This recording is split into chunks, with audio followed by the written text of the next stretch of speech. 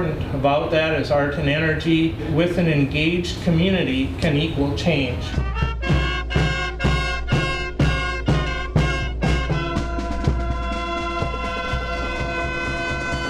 It's a culmination of the physical sculpture and a social sculpture. This is a culminating piece. It's not even the culmination, but it's one culmination of one phase of a lot of work that started a long time ago. The arts truly lead the way in innovation. The neighborhood's kind of smack in the middle of the arts district. I think we have a very strong focus on public art, especially around the Edison campus, but also branching out into other areas.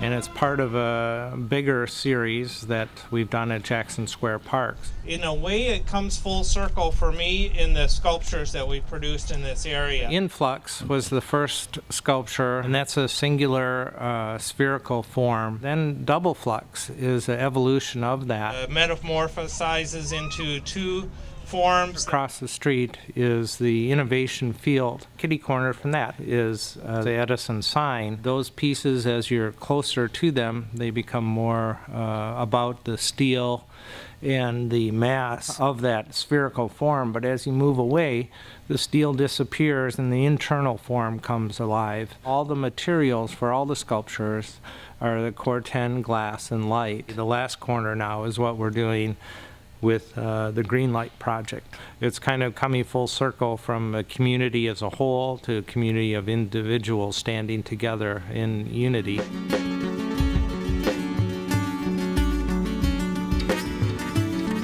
I want to create two things. One is a physical sculpture. Two is creating a social sculpture, a network that is producing or harnessing community energy. It's involving the community to be aware of their energy consumption through use of the energy audit program through CEE. And what we're trying to do is save enough energy to power Edison High School. So a while ago, we thought, well, how can we engage people in caring more about renewable energy and energy efficiency? I remember when we went in to compete for the grant money, we practically filled the room with the different partners. One project really stood out. We've got these built-in pillars that are already working, already there, supporting us. It's a great honor and privilege to be selected as the artist to represent such a wonderful mission. We're actually trying to incorporate art into community initiatives to advance action. As the community conserves energy, the lights will change to monitor their progress. Because CEE, the Center for Energy and the Environment, is partnering in putting in the Northeast Green Light Project light sculpture, the Holland Neighborhood is partnering with CEE to buy down the cost of Home Energy Squad enhanced visits for Holland residents. We're going to be asking all the residents to participate in programs. The Green Light Project is about this physical form, but it's also about the community engagement, about the Medallion Project. I personally put together about 75 of these. We're assembling the medallions to make them actually end up looking like this. This is how we're going to connect people with local businesses so that the local businesses can support public arts projects. And people brought these in to support local businesses and to help raise funds for a public art project that we will be doing. And it gets the word out that there's something going on in the community. Neighborhoods and stakeholders working together to support local business so they can support public art. Not only have they made substantial progress in the watershed renovation of the Edison parking lot, but the footings for phase 1 of the Northeast Green Light Project, they're being prepped right now. We've been waiting for this. We've been working hard for this over the last year. We signed up for a Home Energy Squad visit. And what will happen is CE knows about that, and that will give us a certain amount of basically energy credits that will be part of the data that will help to turn the lights from yellow and orange to green and blue. So as more and more people take part in these visits, we get more credits. Those all count as credits towards the data. We actually did an energy audit last year. It gives us a good sort of benchmark of where we're at in terms of energy efficiency, and then they give you a lot of really useful tools that we knew it was a good value, and we wanted to kind of promote it for the rest of the people in the neighborhood. It's a way of allowing the neighborhood to really keep score on what it's doing and hold itself accountable for results. It's an interesting process between working in the computer and drawing in a two-dimensional world and actually doing a full-scale mock-up and bringing it to the site. We have to turn the wood pieces where the green circles were drawn on them to the whatever angle we think is just right for that location, and nothing is a substitute for bringing it out to the real world, to seeing what it's like in that place. We were trying to think of what's a cool way that we can acknowledge this partnership when a homeowner gets the visit, the fact that Holland has bought down part of it, the fact that CEE is contributing to the art piece at the parking lot. And Jim came up with this medallion lawn ornament idea. For the first 20 people that are signing up for energy audits in the Holland neighborhood to be a part of the Green Light Project, they will receive a free sand mold like this. You'll be able to have that in your garden or in your front lawn. What it does is it also helps to promote the idea of how can you conserve energy in your own home? How can you work to turn the light sculpture green? Iron pours are a great way to bring community together. Sand molds are made from 80 mesh sand. We take the 50-pound bags of sand that we've gotten from the foundry supply and we put them in the cement mixer. So you mix it up together in a cement mixer and then you pack them into a mold or a box. We've got about 20 minutes to work with it, and it takes about 6 hours then to set up. And then after it gets hard, you end up with a block of sand that then gets carved. And then on the back side, we have a series of molds that are a blank ring like this. They can carve their own imagery in here. I am creating a mold for the iron pour this Saturday. You can draw out some designs with pencil, and once they get the outline design, they'll scratch the design in with various carving tools, very sophisticated carving tools like spoons and knives and nails. I think it's gonna look cool to have a piece of cast iron art in our yard. Basically, you're kind of getting the drawing cemented into the sand. The thing about carving into the sand that is a little bit unusual is that you have to think in reverse. If you were to spell out a word, it would need to be reversed and backwards. I'm trying to draw my house, but it's not going that well because I've been told I'm going against the rules. There are no rules. And this is one example of what someone has done. So it's got the relief of a house. We'll coat them with a layer of graphite and zircon. It's like a thermal barrier between the iron and the sand. Some of the students at Edison has carved sand molds in their art class. So we were invited to participate in this community event by Jim, the artist. It just gives more opportunity to make it more 3D. More, it's not 3D, but it just pops up. And then on Saturday, we'll be having the actual iron pour event. We're going to cast 40 of those rings and 40 of the community pieces.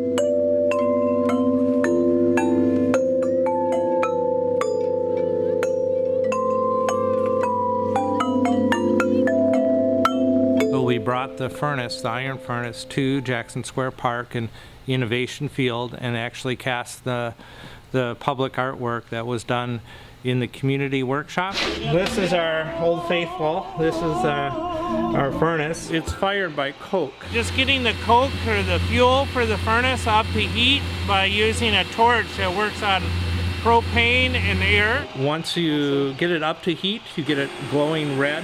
You introduce the air, which is basically oxygen, with a blower, give it lots of air, and it catalyzes the heat reaction and brings it up to 3,000 degrees inside the furnace. So it gets white hot. And then we put little chunks of iron, usually about 1.5 inch diameter, Dorito chip size. We have some some of the flat plate that we've broken up. This is gray iron. Some of the engine parts that are sliced, and these are some of the sprues from the casting process. So we'll melt that iron, and then it pools up down here at the bottom of the furnace. So now in about 15 minutes, we'll have 100 pounds of molten iron. And then right here we'll have a plug, like a cork. It's called a bot.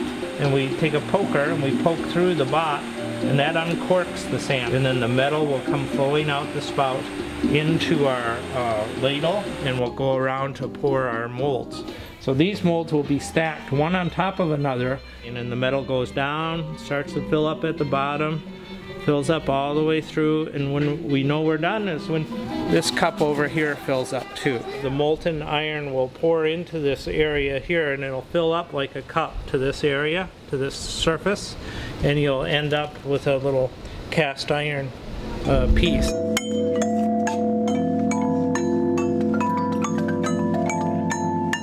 We also did a fire performance piece there. People from the Waldorf School have done some stars that we're going to do a constellation of the Big Dipper. We're going to be casting the Big Dipper. And we cast 7 stars in the shape of the Big Dipper. So really it's about using the iron to set fires.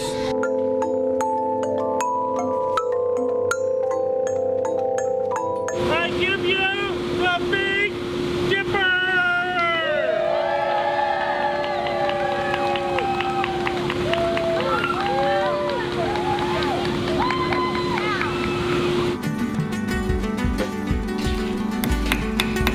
Today we're doing a lot of chipping of glass. We take prefabricated strips of glass that are 1.5 inches wide, and then we cut them into sections and hand sculpt them using a hammer and an anvil. The spherical forms in the sculpture are kind of like MRI slicing of each of sections of the sphere, and in between each plate of steel is a ring of glass. As an artist, that's like one of the great moments, is working as a team late at night and having a click together. And behind me they're doing a lot of the grinding or the finishing of the edges so that they're flat and round with nothing sharp. We're doing 6 globes, so each layer has 6 different layers that we're putting together.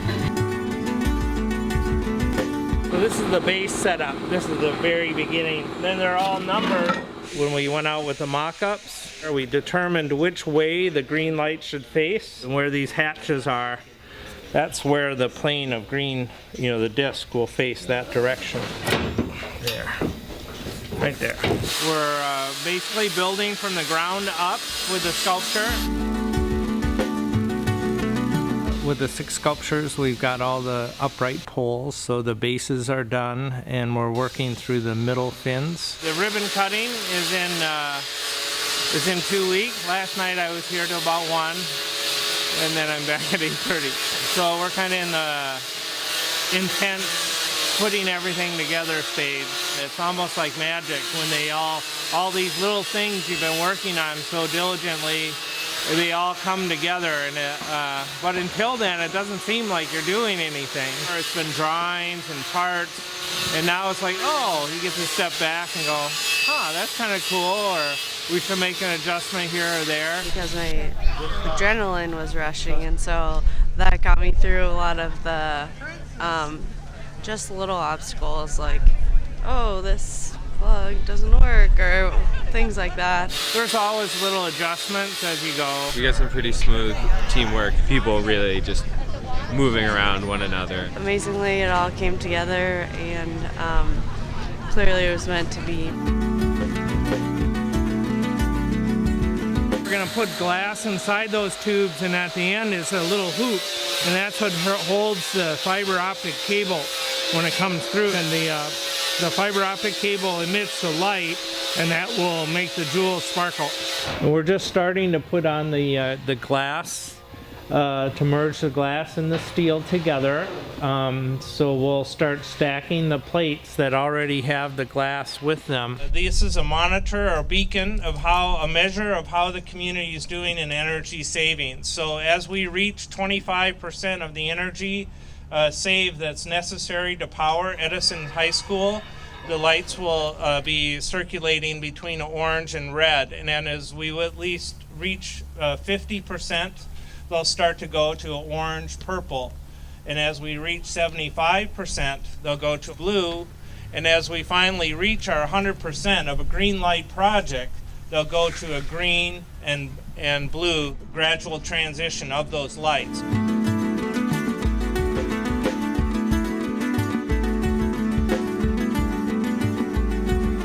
I'm working on getting the last piece together, the hat that goes on top. We've fished the fiber optic cable through the middle of the light sculptures now. The last 24 hours are appropriately long and had interesting challenges. Some things were a little finicky, but we got through it. It was great. Everybody had their own little task, and everybody accomplished each task in the right order, and so it just got finished. We knew we had to finish it by today, and so we did. It's the very last piece to go in then, and that little disc will go on top. And Jim did such a great job in directing us, and because it was really came down to just being a puzzle. It was pretty cool the way we just danced around each other. I'm cutting the posts off to the right height, and then we've got one that's set up here to do the welding, the very last piece, and she's coming behind me then and setting them up for the welding. These will be the final and last pieces. Hurrah!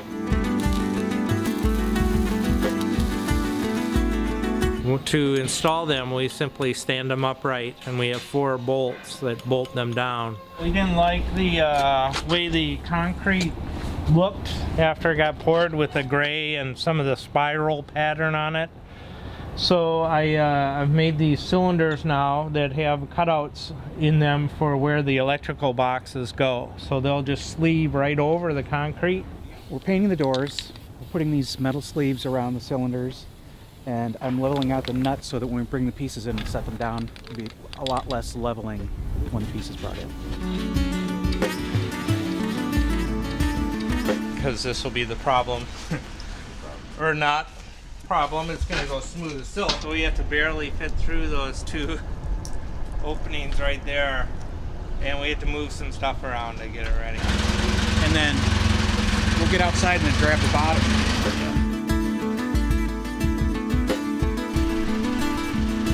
We used a forklift, and we had to bring the fork way up high, and we slowly walked them over on the forklift, which doesn't go very fast.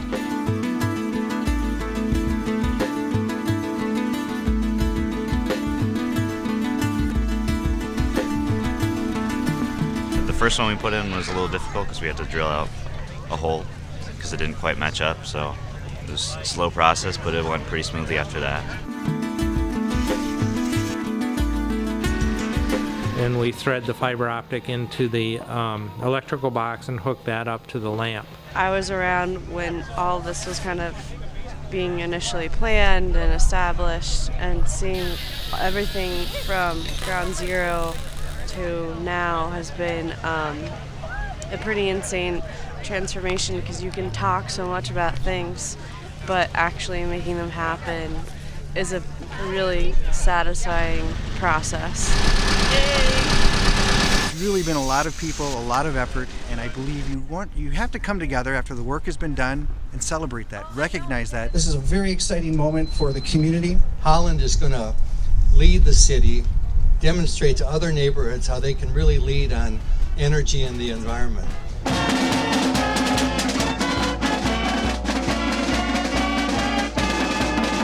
Personally, my team of sculpture people who have been helping me out, Michael and Andrew and Julia and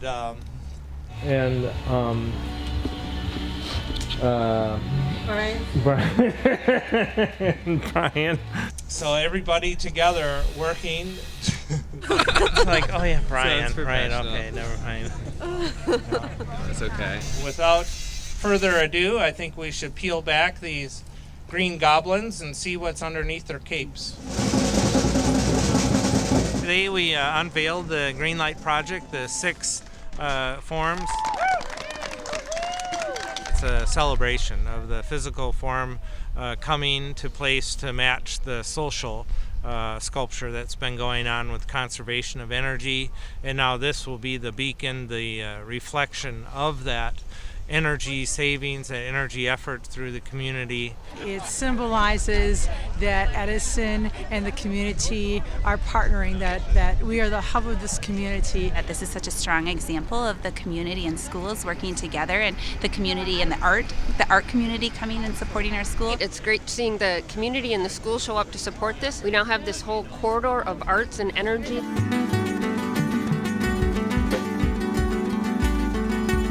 It wasn't just one program, there was lots of different groups rallying around this great opportunity through a program and a generous grant to make something bigger. The Northeast Greenlight project could be in front of the Guthrie, and here it is in the southeast corner of Edison parking lot.